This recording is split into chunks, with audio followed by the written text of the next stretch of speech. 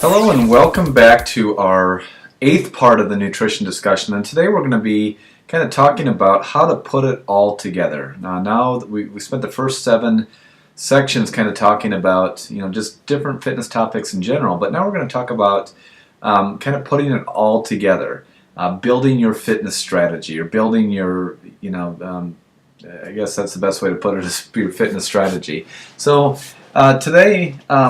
This is once again where we can't get too technical, can't get too specific. That's the beauty of having a fitness coach, is your fitness coach kind of puts it all together for you. They get specific with you and can tailor it directly towards you. So we're going to talk in generalities today like we do with everything else, and just kind of give you some tips on how to put it all together. Now that you saw each of the parts, we're then going to kind of show you how to put that fitness strategy together. And everyone gets tired of me saying it, but it has to be said again, is that how you put it all together all depends. It completely depends on the individual, and it also is the biggest reason to have accountability, whether it's in a group, training partner, or probably most importantly a fitness coach, that it is going to put it all together for you. Because putting it all together depends greatly on the individual. There is no cookie cutter approach as far as high carbs, low carbs, this or this or this. It really depends on the individual. And you can't just tailor it. One of the things that we believe or look at is, having meal plans based on body types, based on how people process carbohydrates, and based on, so on and so forth. But even that has to go deeper than that, because I guess our first thing that we would want to kind of look at is putting together, and a lot of the stuff today is off the cuff, so I apologize, but the first thing that we want to look at putting it together is putting it together for body types. So for instance, what we would consider an ectomorph, someone who naturally is thin, and there's going to be people out there who are much more educated than me that will be able to give you specific reasons on why. Most of what I say is just from experience, being in the industry for 20 years and being able to see what works and what doesn't work. And I'm fairly educated, so if anyone has questions on why, they can email me and I'll be more than happy to share with why.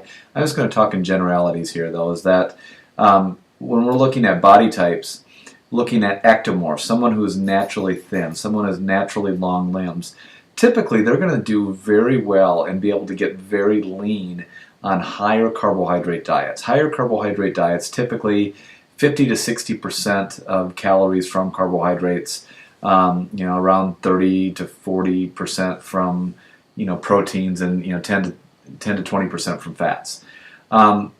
Endomorphs, those that naturally are heavy, pear-shaped individuals, carry a lot of their fat around their midsection, thighs, things like that.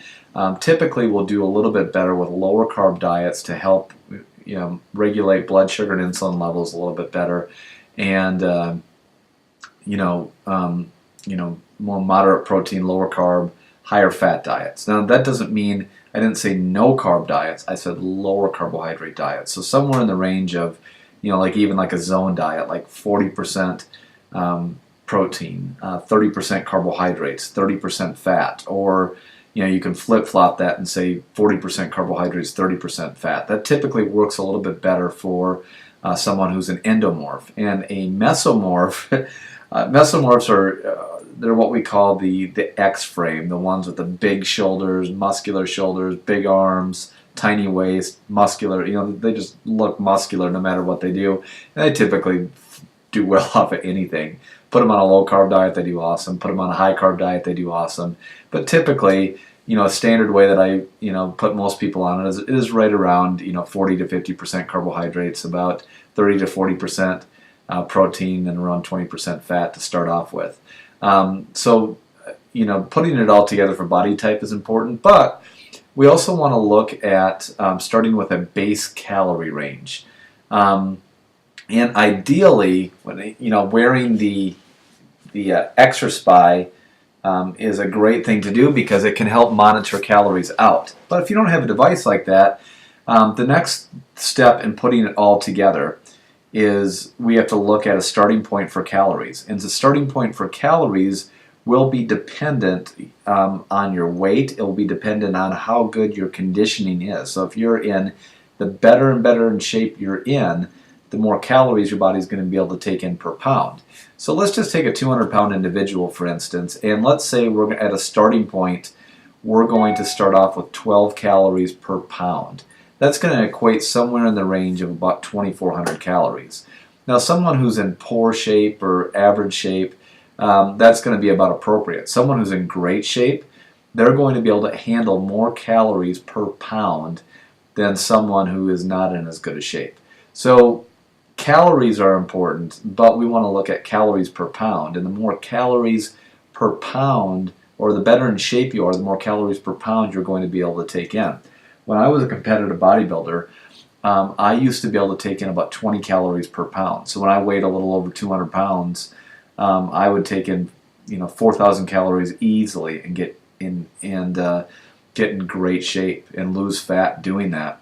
And it simply was because that my body was just like a machine and processing things so quickly, and I could handle more food. So typically, a rule of thumb is start off with less calories per pound. So for instance, if you're 200 pounds and you don't think you're in that great a shape, start off between 10 to 12 calories per pound and just see how you do. If based on your activity and your exercise, if you're losing a pound or two a week, keep with that. But then as you're getting in better and better shape, don't just stay at 12 calories per pound. Keep in mind your weight is going to be dropping. So if you get down to 180 pounds and still doing, let's say, 10 calories per pound, you went from eating 2,000 calories down to 1,800 calories. You need to be able to constantly adjust that and move your calories per pound up. So as you get, the big point to remember is as you get in better and better shape, increase the amount of calories per pound because your body is going to become more efficient. Just don't keep eating the same amount of food. You can intake more food, the better in shape you get and the more weight you lose and the more muscle you have, as we spoke about before. So putting it all together, look at the amount of calories per pound, and we call that what we call the base index. So know what your base index or calories per pound is, and as you get in better and better shape, that base index or calories per pound can go up. Also then, be very cautious of your ratios of food. In the previous chapter, we talked about evenly distributing food. That's great, but it's probably best to be very balanced. So like that 40 to 50% carbohydrates, 30 to 40% protein, 20% carbohydrates spread evenly throughout the day is probably the place to start. And then you can manipulate it and manage it through that, with a coach. So we've talked about the amount of calories, based on your weight, the ratios of food. If you want to figure out, how many calories and how many grams and the ratios, like what's 40% or what's this or this or this, I would utilize some websites or books that give calorie counting based on the food. And what I would, the website that I encourage you to look at is calorieking.com, which I find is a great website. In addition, another thing that's important is some of the different things where for protein there are 4 calories per gram.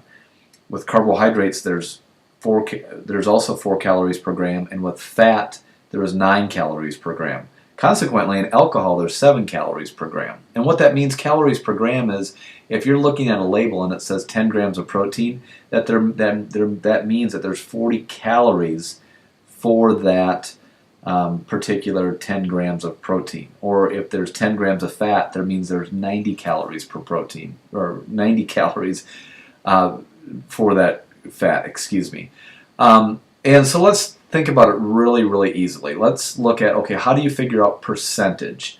So let's take something, let's say something is 100 calories, and something has 10 grams of carbohydrates. That means that if we're taking the 4 calories per gram, multiply that by the 10 grams, that means that there is 40 calories of carbohydrates. 100 calories total, 40 calories from carbohydrates, that means that there is a total of 40% of that food is coming from carbohydrates. And that's kind of how you figure out the food and so forth, or the percentages. So number one, start off with a calorie range. If you're just beginning, I would say 10 to 12 calories per pound of weight. That obviously can vary based on, it can be higher or lower than that. The worse shape you're in, the lower that needs to be. The better shape you're in, that can get into 15, 18, 20 calories per pound if you're in phenomenal shape.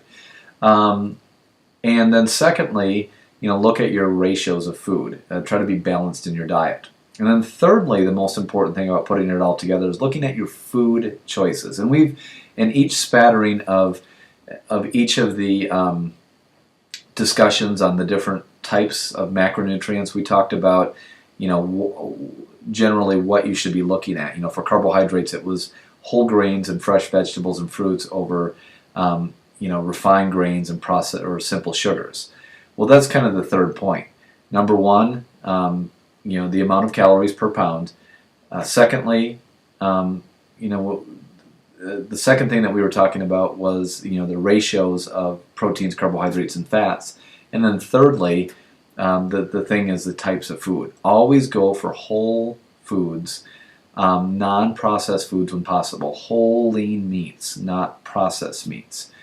Good quality, the best quality protein powders that you can find, not garbage proteins that you get at some cheap convenience store. Whole grains, fresh fruits and vegetables over what we just said. Good quality essential fatty acids, and try to stay away from as many saturated fats as possible. Whole fruits over fruit juices. All that kind of stuff. Look at non-processed foods, and I guarantee if your calories are right and you keep then increasing the ratio or your base index as you get higher, but if your calories are right, your ratios of food stay good and spread throughout the day, and you're using the right foods, good quality foods, your body's going to respond great. It's not about exercising spending hours in the gym. It's not about restricting yourself. It's about managing things and having balance and eating the right amount of food, exercising appropriately, using the right ratio of calories spread throughout the day, and choosing the right foods.